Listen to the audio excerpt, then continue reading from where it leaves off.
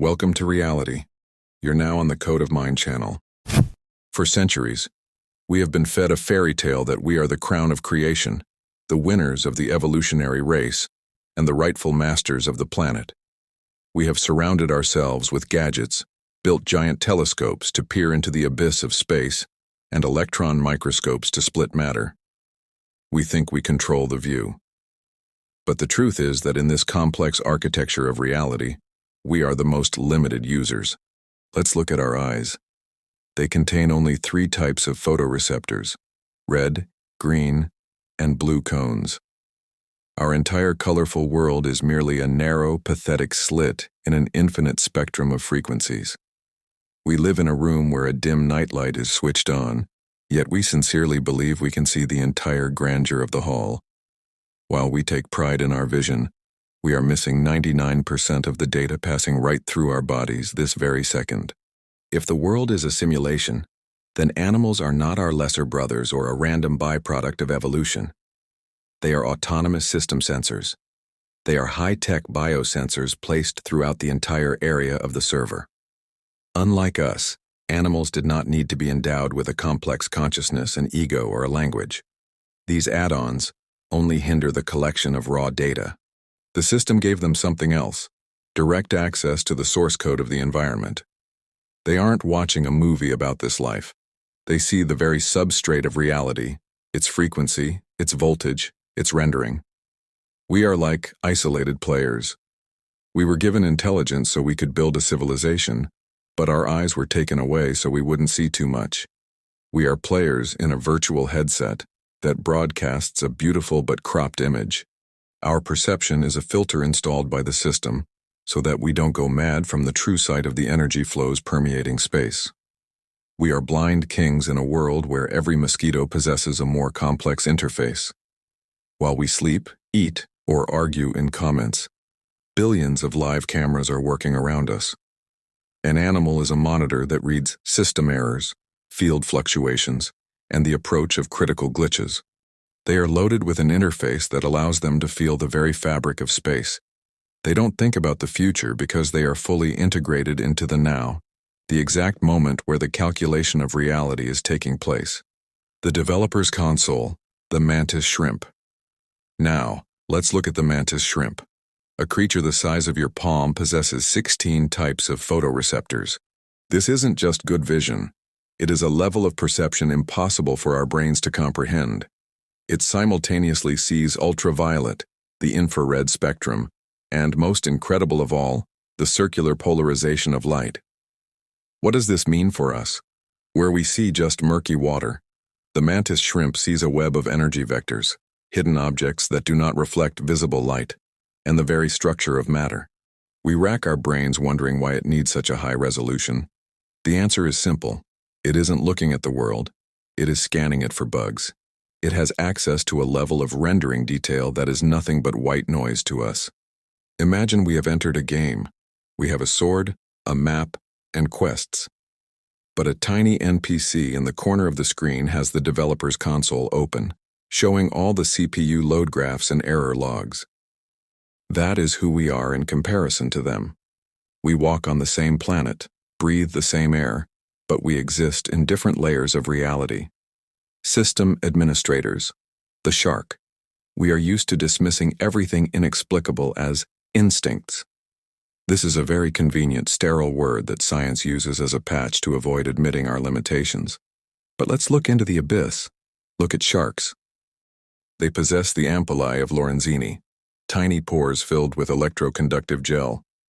These organs allow them to read an electrical field as weak as 0.05 microvolts. For us, this value is far beyond physical comprehension. For us to experience something similar, we would have to feel a standard AA battery on the other side of a massive stadium filled to the brim with salt water. While we build multi-million-dollar laboratories and try to measure quantum vacuum fluctuations with the most complex instruments, the shark does it biologically, effortlessly, without an education, simply by right of birth in this system. A shark doesn't just swim in the water. It is hardwired into the energy grid of the matrix and sees the pulsation of the environment itself. What we call hunting is, for it, the reading of bioelectric code. Any movement of a living being within its range is a surge in voltage, a signal in the system log. We are blind to this current of life. We move through the world by touch, while they literally swim along the wires of this reality. If we imagine our world as a computer, then we are ordinary users. We see the casing, the monitor, and the pretty interface icons. We judge reality by the image broadcast to us. But the shark is a system administrator. It doesn't look at the casing, it sees the voltage on the motherboard. It feels the pulses running through the lines of code. For the shark, there is no empty space. There is only a dense network of electrical signals. Recent studies hint that such sensors operate at the level of quantum biology. Animals use quantum entanglement and sensitivity to minute fields to navigate where we are absolutely helpless. While we pride ourselves on having learned to control electricity through copper wires, these creatures use the very fabric of space as a data transmission channel. The question arises, why are we, possessing the most powerful brain on the planet, deprived of these elementary sensors? Perhaps it is because our processor is already overloaded. If we simultaneously heard the system's thoughts, saw the electrical fields of every passerby, and felt the magnetic pressure of the poles, we would be unable to focus on our role, the role of observers within the simulation. We were intentionally isolated from the system data bus so that we would not see how this mechanism actually works. The avian interface, beyond GPS, we have spent decades and billions of dollars launching a network of heavy satellites into orbit just so we wouldn't be afraid to leave the forest. Without Google Maps and GPS, we turn into lost children, unable to find the way to our own homes.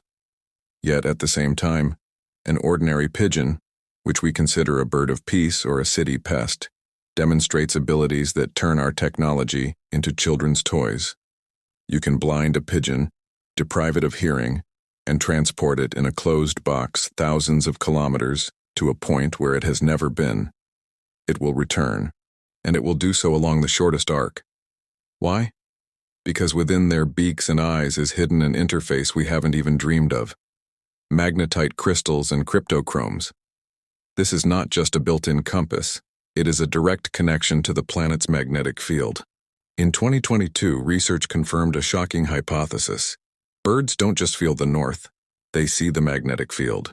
For them, the Earth's lines of force are not invisible formulas from a physics textbook, but a full-fledged three-dimensional navigation grid overlaid directly onto the landscape.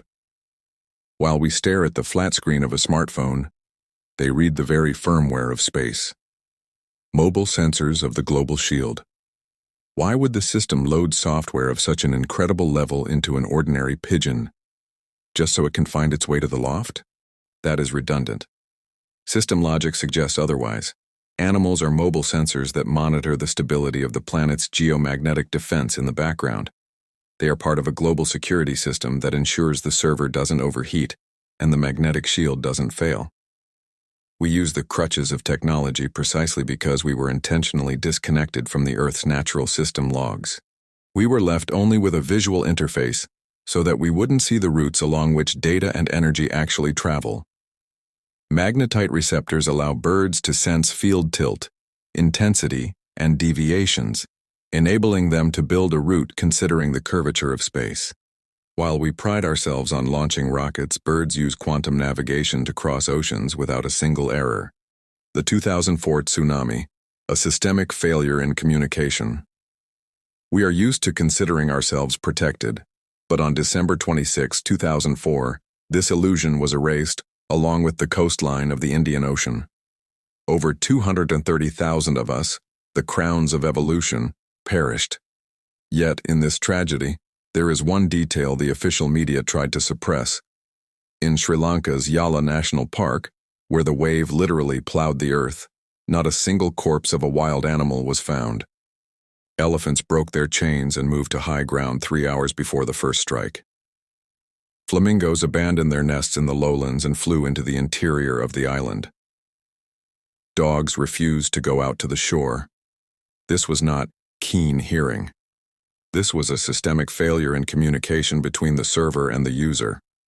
We are the only creatures in this environment who turned out to be cut off from the general security network, the deleted safety protocol. It seems this emergency notification protocol was either never installed in us or was intentionally removed when the firmware was updated to the status of Homo sapiens.